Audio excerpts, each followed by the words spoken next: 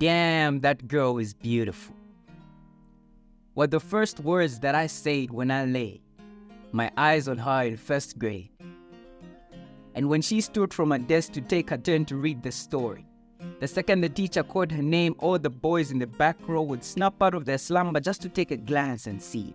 Because this was not just any random girl standing in the front to read, this was the beauty queen, Melanie. The only girl who made the class feel as cold as the Arctic Circle, cold enough to draw to her the attention of her fellow feminine friends. Like a chilled Eskimo with no choice but to face the fire, they would stare too because she was fire.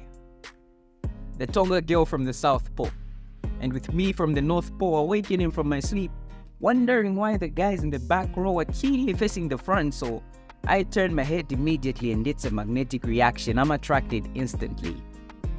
And it didn't need to take friends first, let's take it slow to know that I had fallen for her. Black chocolate skin, brown little thick lips, I couldn't resist.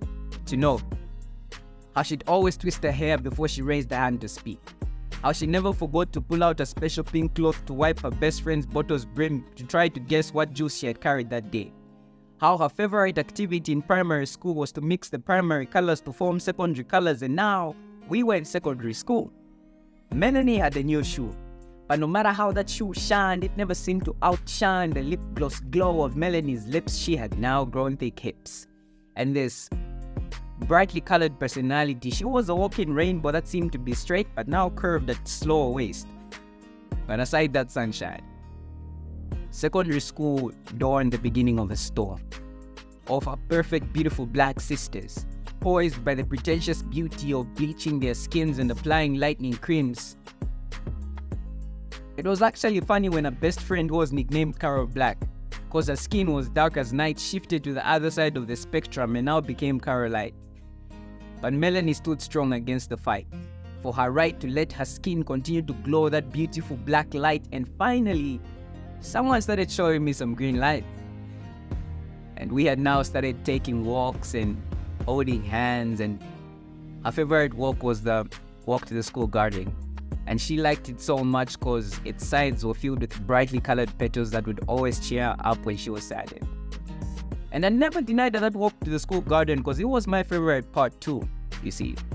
When she bent down to smell those flowers and gave me that rear view, whoo, in seconds my hose would harden filled with water and to sprinkle water into her garden.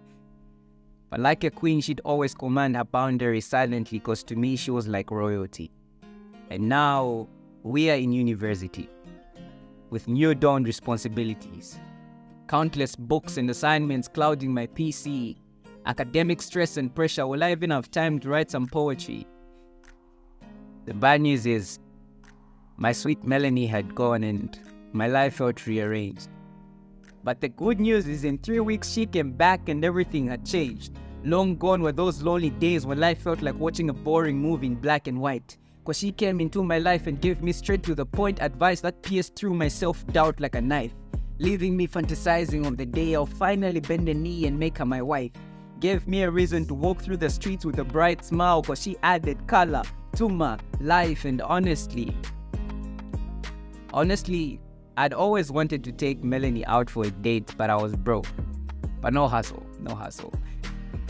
Why stress when we can go back to my place and I can make you a nice warm cup of tea? See, she'd always frustrate me when she'd text I love you, but never forget to add the best tea. But it's okay. Because I'm almost done writing the poem that would change that bestie to baby, and I don't care. I don't care if I have to travel to the Shaolin temples to master my chi just to capture this queen. Black queen, look right down to your skin. She's the reason why you've always been beautiful. Ladies and gentlemen, I'd like you to meet the most beautiful woman in the world. She goes by the name Melanin. Thank you.